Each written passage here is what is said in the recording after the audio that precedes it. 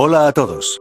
Agradezco mucho sus comentarios, realmente son muy motivadores. Es posible que el nivel de actualizaciones baje un poco una vez consiga trabajo. Como pueden ver, YouTube me quitó la monetización por no subir vídeos durante un tiempo, así que ahora tengo que cumplir ciertos requisitos para recuperarla. Por eso prefiero que vean mi contenido aquí y no dejo mi Wattpad. Quiero aclararles algo, este no es un fanfic harem. Sin embargo, todavía no sé con quién emparejar al protagonista, así que lo pondré en distintas situaciones con diferentes chicas para ver con quién me agrada más. En mi Wattpad también hice esa pregunta y me encantaría saber su opinión. También existe la posibilidad de que al final no elija a ninguna, y termine siendo como Temach XD. Bueno, pónganse los audífonos y disfruten del video.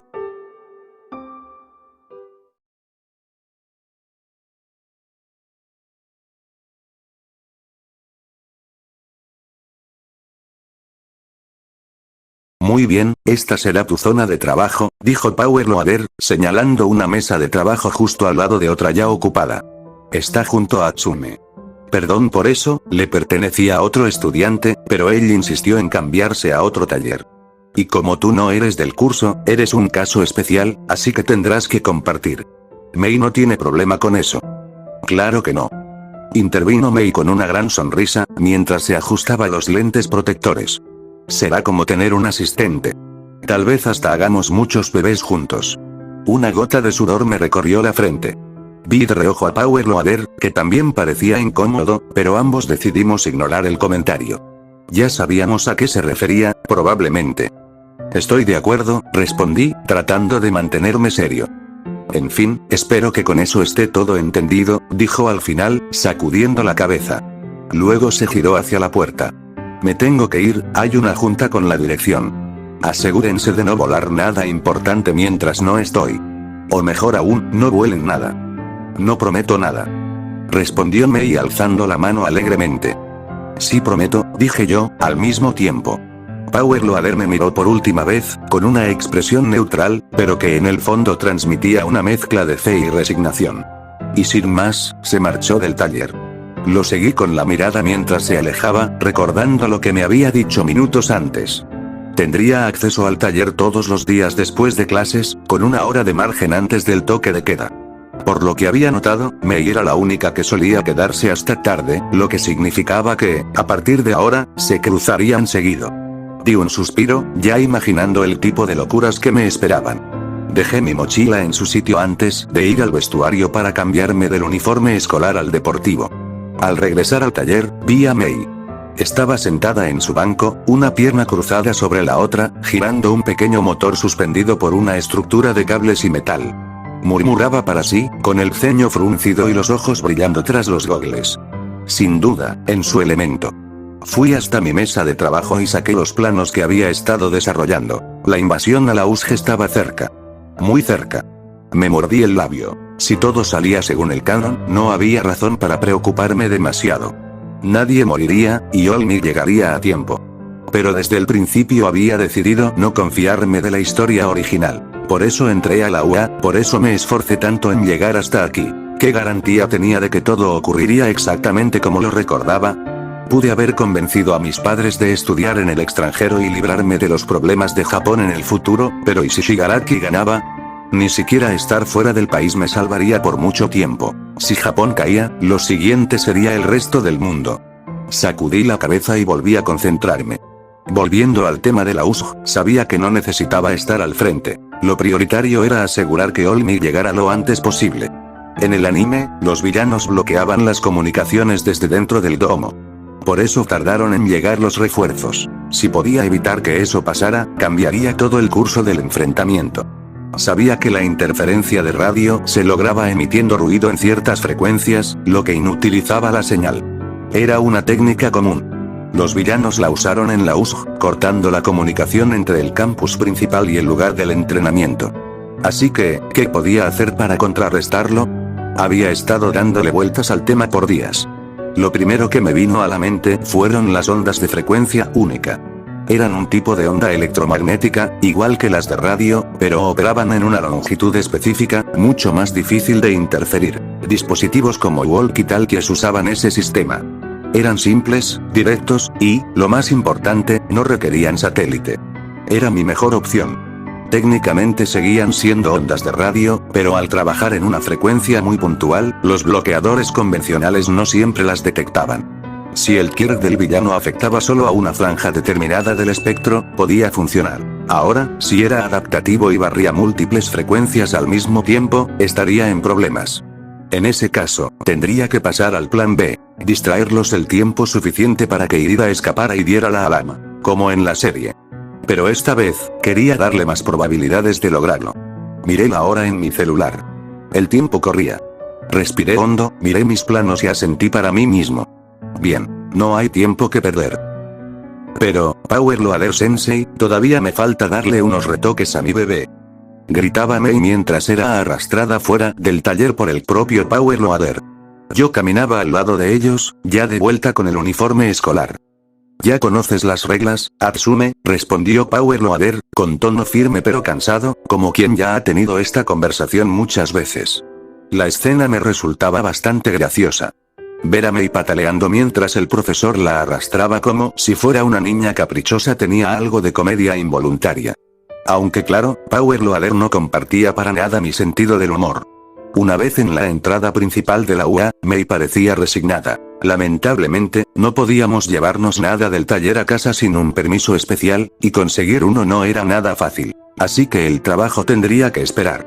Ambos comenzamos a caminar rumbo a la salida, y como no tenía nada mejor que hacer, decidí iniciar una conversación. «Bueno, ¿en qué andabas trabajando esta vez?», le pregunté con curiosidad. «Ah. Un nuevo sistema de estabilización para una de mis plataformas de salto. Estaba justo ajustando la presión de los pistones cuando nos interrumpieron. Podría haber volado 2 metros más sin perder el equilibrio», respondió con entusiasmo. Como de costumbre, se refería a sus creaciones como bebés, y hablaba de ellas como si tuvieran vida propia. Aún así, me pareció interesante lo que contaba, así que comencé a hacerle preguntas técnicas y a comentar algunas ideas. Mei se sorprendió al ver que no solo la escuchaba, sino que también entendía gran parte de lo que decía. Su rostro se iluminó. «Sabía que eras un buen asistente», exclamó, dándome una palmada en la espalda. Reí un poco, divertido. «Gracias, supongo, aunque aún no firmé ningún contrato de asistencia». «Demasiado tarde». «Ya estás atrapado», dijo, sacando la lengua de forma juguetona. Seguimos hablando todo el camino, intercambiando ideas y mejorando bocetos mentales. Me encontraba en mi habitación, frente a la mesa de trabajo. Tenía desmontado el proyector que había utilizado durante el enfrentamiento en Ground Beta. Como ya lo había mencionado antes, era solo un prototipo, muy lejos aún de compararse con la tecnología de proyección avanzada que usaba Misterio. Para construirlo, había reutilizado el proyector que la UA nos entregó como parte del paquete de bienvenida al ingresar. Lo que más me fascinó de ese dispositivo fue su capacidad para proyectar imágenes flotantes sin necesidad de una superficie sólida, algo similar a una proyección volumétrica suspendida en el aire. Su tecnología se basaba en un sistema de microespejos digitales, DMD, y lentes focales que manipulaban la luz para crear imágenes suspendidas en una neblina de partículas ionizadas. Tenía planeado mejorarlo en el taller del curso de soporte más adelante, pero siendo un proyecto personal, preferí seguir desarrollándolo por mi cuenta primero. Probablemente lo refactorice con mejores componentes eventualmente, pero por ahora quería probar sus límites actuales. Tras realizar algunos ajustes finos, modificando los parámetros de dispersión angular y recalibrando el control de brillo, lo coloqué en el suelo y lo encendí. Frente a mí apareció una proyección tridimensional de mí mismo. Me crucé de brazos mientras lo observaba detenidamente. A simple vista, era funcional, pero no convincente. La imagen proyectada seguía siendo claramente bidimensional en muchos aspectos. No proyectaba sombras sobre sí misma ni sobre el entorno, y presentaba un leve brillo antinatural que delataba su origen artificial. Además, el mapeo de la luz ambiente no se ajustaba dinámicamente, lo que rompía por completo la ilusión de presencia física. Suspiré. Definitivamente, aún le falta mucho. Si recuerdo bien, Quentin Beck, Misterio, en los cómics, era un maestro de los efectos especiales, capaz de crear ilusiones que engañaban incluso a superhéroes entrenados.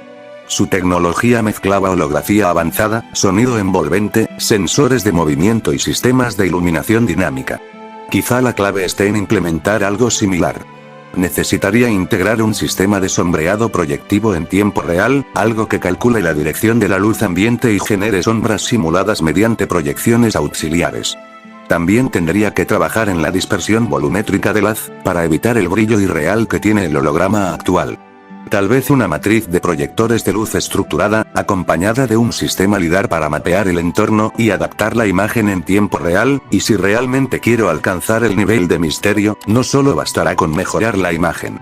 También necesitaré integrar sonido direccional, tal vez con altavoces paramétricos, para que la voz del holograma suene desde el punto exacto donde está la imagen. Todo eso sería más fácil con el acceso completo al taller, pero por ahora, seguiré puliéndolo aquí. Apagué el proyector y comencé a tomar notas. Y mientras lo hacía, solo pensaba en una cosa. Tengo que terminar esto antes de que llegue el día de la USG. Habían pasado ya varios días desde entonces. Las clases se habían mantenido dentro de lo normal, aunque noté que poco a poco fui fortaleciendo mis relaciones con casi todos mis compañeros. Incluso creo que logré juntar a personas que, en el canon original, apenas se hablaban. Pero lo más importante fue que mi amistad con Izuku creció bastante.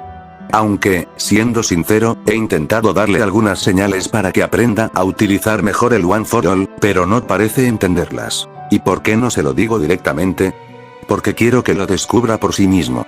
Quiero que se desarrolle como lo hizo en el canon, no solo como un héroe poderoso, sino también como alguien analítico, capaz de leer a sus enemigos y adaptarse en combate. En el futuro, cuando descubrió que One for All traía otros quirks consigo, logró dominarlos mejor que cuando apenas lo heredó. Pero por ahora, bueno, aún está verde. Muy verde. Ya saben a lo que me refiero. Después de clases, me dirigía al curso de soporte como siempre. Ya había terminado el comunicador que pensaba usar durante la invasión a la USG, así que ahora estaba centrado en mejorar el sistema de proyección holográfica. Y debo decir que estaba teniendo grandes avances. Conecté el proyector a una pequeña red de drones autónomos. Sí, construí varios. Cada uno contaba con proyectores individuales que sincronizaban la imagen para formar una proyección más estable y tridimensional desde diferentes ángulos. Aún hay mucho por mejorar, en especial la latencia y la sincronización en movimiento, pero estoy satisfecho con lo que conseguí hasta ahora. También estuve trabajando en los guantes de ondas de choque. Gracias al acceso al taller y a los materiales del curso de soporte, logré mejorar considerablemente la potencia. Los guantes incluidos en mi traje eran prácticamente una copia funcional de mis primeros diseños, solo que con un acabado más profesional. Ahora, con esta nueva versión, las vibraciones sónicas son mucho más potentes y enfocadas. Todavía no tengo la capacidad de derribar un edificio como el Shocker de los cómics, pero estoy en camino. Lo mejor de todo es que, esta vez, no provoqué ninguna explosión. Cosa que no puedo decir de Atsume. Hablando de ella, bueno, nos llevamos bastante bien. Para ser honesto, al principio no tenía planes de involucrarme mucho con ella. No era una pieza importante dentro de mis planes a futuro. Pero poco a poco descubrimos que compartimos ideas y maneras de pensar. Aparte de eso, no es que tengamos mucho más en común, pero aún así terminamos trabajando juntos más de lo que esperaba. En fin, ese fue más o menos el resumen de estos días. Y ahora, ¡aquí estamos! Caminaba tranquilo hacia la entrada de la UA cuando me detuve de golpe al ver un grupo de reporteros apostados frente a las puertas. Fruncí el ceño. Así que ya estamos cerca, murmuré para mí mismo. Me acerqué a la entrada, aún con el ceño fruncido. Y como era de esperarse, apenas me vieron, los reporteros giraron las cámaras y micrófonos hacia mí como si fueran tiburones que olieron sangre. Hey, chico. ¿Sabes si Olmig ya llegó a la escuela? ¿Qué opinas de tener al héroe número 1 como profesor? ¿Es verdad que entrena a los alumnos personalmente? Fingí no escucharlos. Me limité a bajar un poco la cabeza y caminar con calma, evitando el contacto visual. No es que me pusiera nervioso, ni mucho menos. Simplemente, no me gustaba este tipo de atención. No quería aparecer en televisión como un estudiante entrevistado, ni mucho menos dar declaraciones innecesarias sobre All Might. Así que, mientras las preguntas seguían bombardeando el aire a mi alrededor, pasé de largo sin detenerme, como si fuera invisible. Los portones de UA se cerraron tras de mí con un clic metálico. Finalmente, silencio. Las clases transcurrieron con relativa normalidad. O bueno, con la versión normal de la UA, lo cual significaba que, en lugar de lecciones aburridas y monótonas, tuvimos una evaluación técnica en el gimnasio y una clase sobre ética heroica, hasta que llegó Aizawa.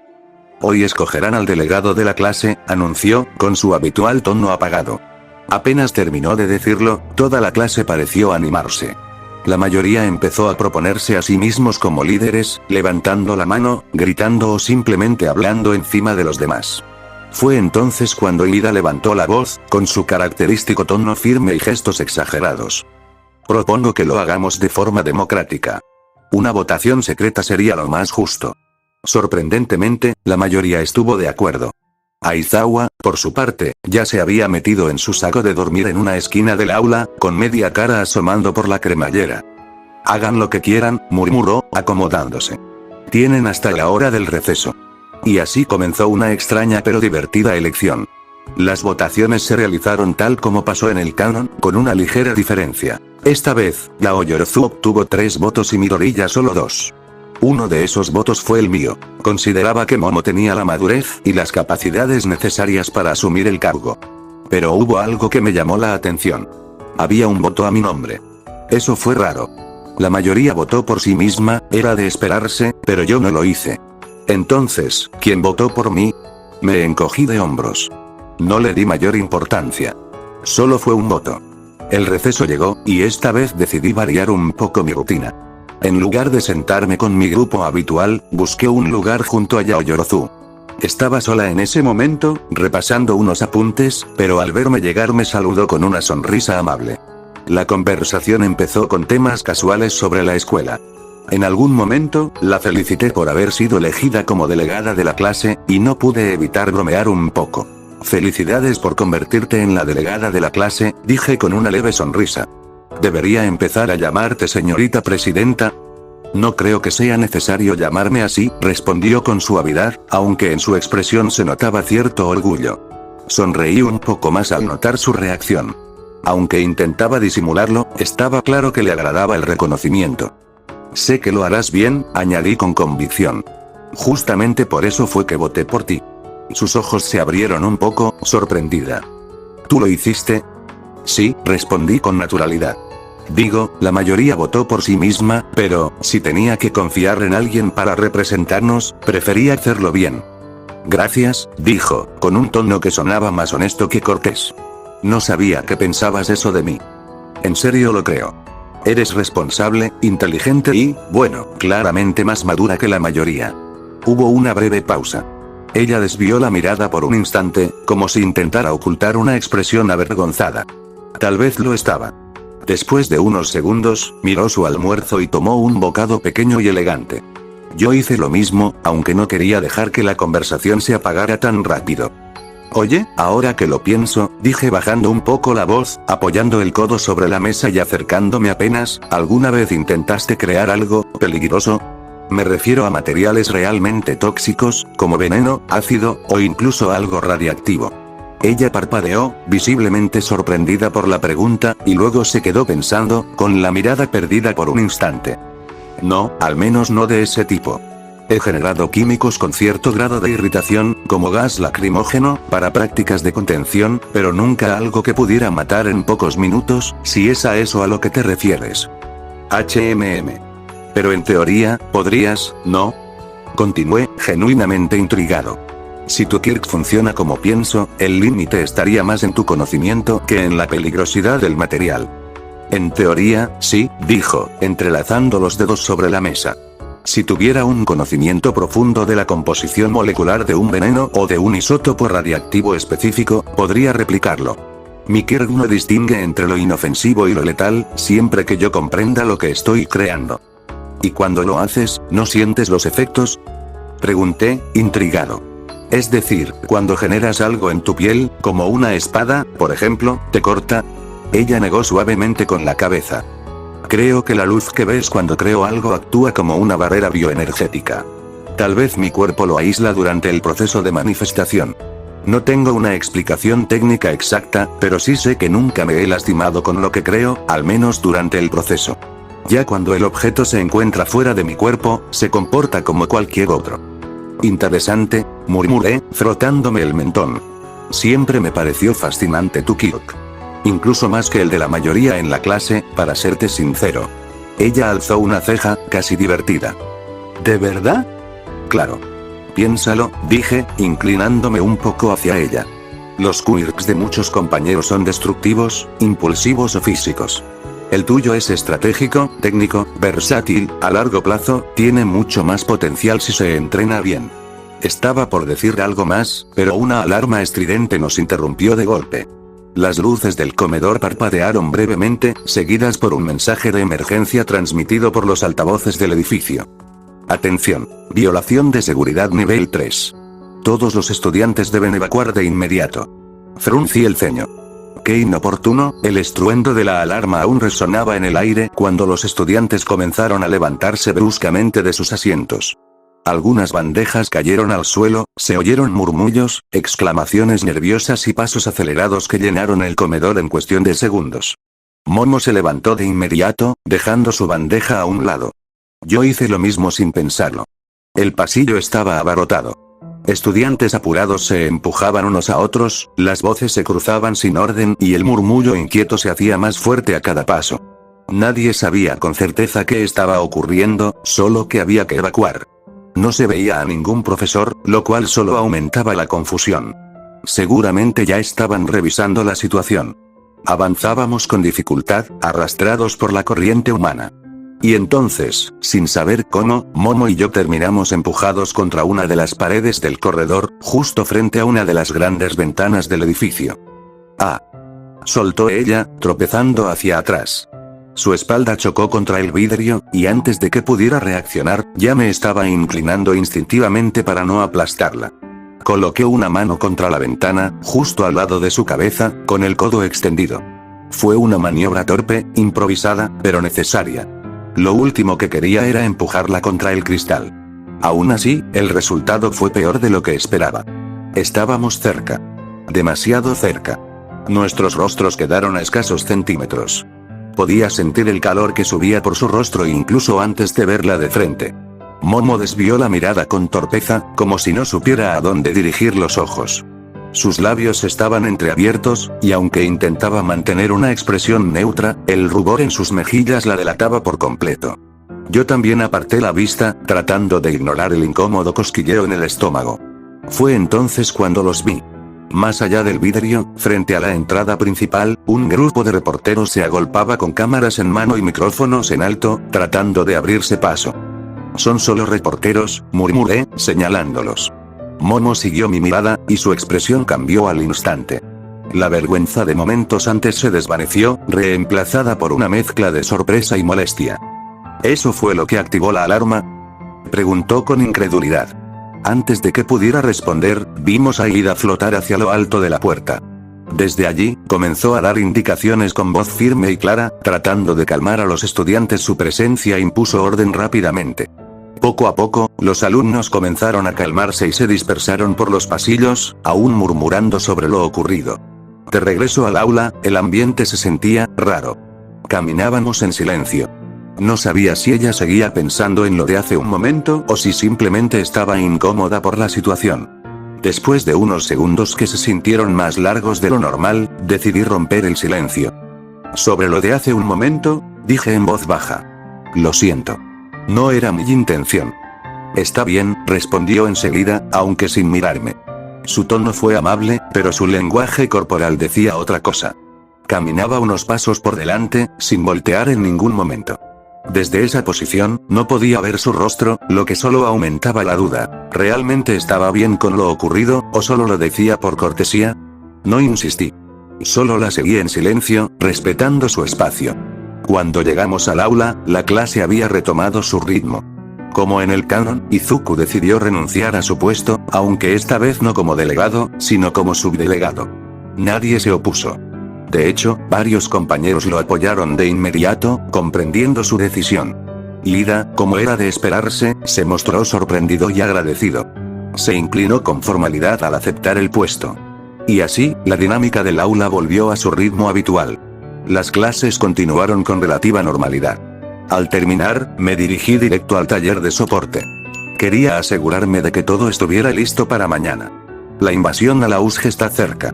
Podría decir que me sentía tranquilo, pero estaría mintiendo. Estaba nervioso, preocupado, con una leve presión en el pecho que no lograba ignorar. Aún así, me había preparado para esto. No podía permitirme fallar. Revisé cada parte de mi equipo. El visor, los guantes, los drones, pero puse especial atención en el comunicador. Me coloqué el visor y presioné un pequeño botón en el costado. Hola, ¿se me escucha? Al otro lado del taller, un walkie-talkie encendido repitió mi voz en un leve eco. Funcionaba. Eso me daba algo de tranquilidad. Había hecho varias pruebas con este modelo. Incluso tenía la capacidad de conectarse con señales de radio policial cercanas, en caso de ser necesario. Aunque, para no levantar sospechas, había preparado una coartada. Dejaría el comunicador por accidente en el taller, y si alguien preguntaba, diría que era un prototipo sin terminar. Con suerte, Atsume lo escucharía, o Power Loader, que casi siempre estaba cerca para asegurarse de que Mei no hiciera volar todo en 1000 pedazos. Después de todo, sé que más adelante en la historia los profesores y el director comienzan a sospechar que hay un traidor en la UA, aunque no se resuelve sino mucho más adelante. No quería dar ni la más mínima excusa para que pensaran que podía ser yo. Revisé una última vez cada pieza de mi equipo. Todo estaba en su sitio. Respiré hondo, intentando calmar la presión que sentía en el pecho. Mañana enfrentaría una batalla real. No sería un examen. No habría límites. Solo nosotros contra verdaderos criminales. Qué contradictorio era todo. Ponerme en peligro, para evitar más peligro. Pero debía hacerlo. Arriesgarme, para que las cosas salieran bien. Para que yo pueda vivir en un mañana sin preocupaciones, susurré, más para mí mismo que para nadie más. ¿Eh? ¿Dijiste algo, asistente? Mei alzó la cabeza desde su banco, con una llave inglesa en la mano y el cabello revuelto como siempre. Nada, Atsume, respondí con una leve sonrisa, sacudiéndome el momento dramático. Ella volvió a enfocarse en lo que estaba haciendo, murmurando algo sobre aumentar la potencia del retroceso y más estabilidad en el lanzamiento. Como siempre, en su propio mundo. Yo también debía volver al mío. Porque mañana, todo comenzaría. Entrenamiento de rescate, anunció Aizawa desde el frente del aula. De inmediato, varios compañeros comenzaron a murmurar con entusiasmo. Algunos incluso se inclinaron sobre sus escritorios, intercambiando comentarios emocionados. No he terminado, añadió Aizawa, deteniendo la euforia con una sola frase. Escuchen bien. Pueden elegir si quieren usar sus trajes de héroe, pero tengan en cuenta que algunos podrían limitar sus habilidades dependiendo de la situación. Acto seguido, presionó un botón en un pequeño control remoto que sacó del bolsillo. Desde una pared lateral, varias compuertas se abrieron, revelando los trajes de cada uno, perfectamente ordenados y numerados. El entrenamiento será fuera de las instalaciones de UA, así que iremos en autobús. Eso es todo. Alístense. Con esas palabras, Aizawa abandonó el aula sin mirar atrás.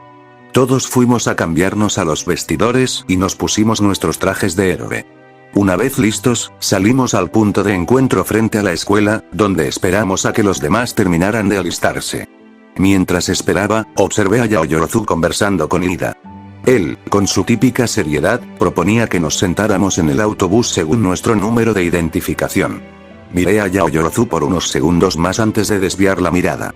Después de lo sucedido ayer, parecía que las cosas se habían calmado entre nosotros. No habíamos vuelto a hablar del tema, pero al menos ya no se sentía esa distancia incómoda.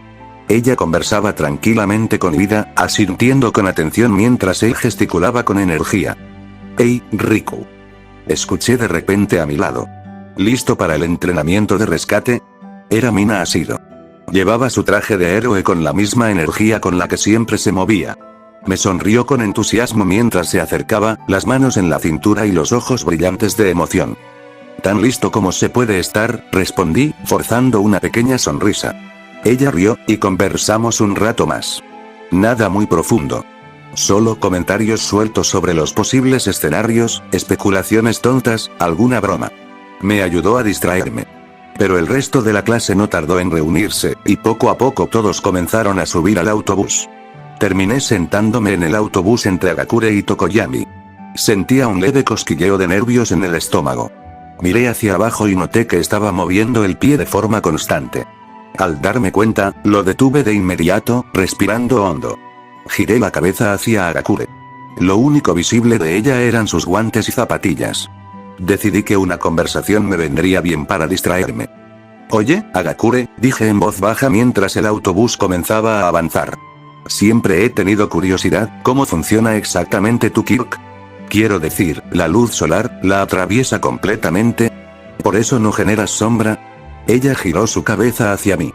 Bueno, eso asumí por la forma en que uno de sus guantes se movió levemente en mi dirección. ¿Eh? Pues, sí, supongo, respondió con algo de duda en la voz. Siempre he sido así, invisible, así que nunca lo pensé demasiado. Pensé que era obvio, parecía algo confundida por mi curiosidad. Quizás para ella, su Kirk era tan natural que nunca se había detenido a analizarlo a fondo. Yo, en cambio, seguía dándole vueltas al asunto. La verdad, no recordaba bien los detalles de cómo funcionaba su Kirk en el anime. Sabía que más adelante desarrollaría formas de usarlo más allá de solo ser invisible, pero los detalles eran borrosos. Así que comencé a hacer comparaciones con cosas que recordaba de mi vida pasada. Una vez, creo haber visto en internet que un científico chino, Chu Junao, había desarrollado un material que podía volver invisible ciertos objetos, o al menos camuflarlos muy bien. Incluso en este mundo, había leído una noticia antigua sobre algo similar, pero era tan vieja que no pude encontrar mucha información al respecto. Claro, ese tipo de tecnología no se acercaba a lo que hacía Agakure. Se trataba más de un vidrio que bloqueaba el paso de la luz en un ángulo específico, haciendo que todo lo que estuviera detrás pareciera desaparecer. Usaba conceptos básicos de óptica, como la reflexión y la dispersión de la luz. Quizás, si lograba adaptar esos principios, podría hacer invisibles mis drones, o al menos reducir su visibilidad. Era una idea interesante, aunque aún estaba en etapa muy conceptual. Tu Kirk es más interesante de lo que parece, comenté en voz alta, medio pensando. ¿En serio? Nunca le di tantas vueltas, respondió con una risa nerviosa. Siempre fue así, desde que tengo memoria. Quizá deberías investigarlo más a fondo, le sugerí. Digo, nunca se sabe. Tal vez podrías encontrar nuevas formas de usarlo. Ella pareció pensarlo un momento, luego se encogió de hombros con ligereza. Tal vez, aunque me va bien así por ahora. Volví la vista al frente del autobús, todavía pensativo. A veces, incluso los quirks más simples tenían una lógica científica detrás, solo había que buscarla. La conversación con Agakure me distrajo más de lo que esperaba. Pero fue solo eso, una distracción momentánea. Porque pronto el autobús se detuvo. Ya llegamos, dijo Aizawa desde su asiento. Bajen. El ruido en el interior se desvaneció de inmediato. Todos nos pusimos de pie, algunos con más prisa que otros, y comenzamos a bajar en orden. Me levanté, respiré hondo y seguí al grupo. Apenas puse un pie fuera, lo vi, el edificio de la USG, imponente frente a nosotros. Muy bien, murmuré. Aquí vamos.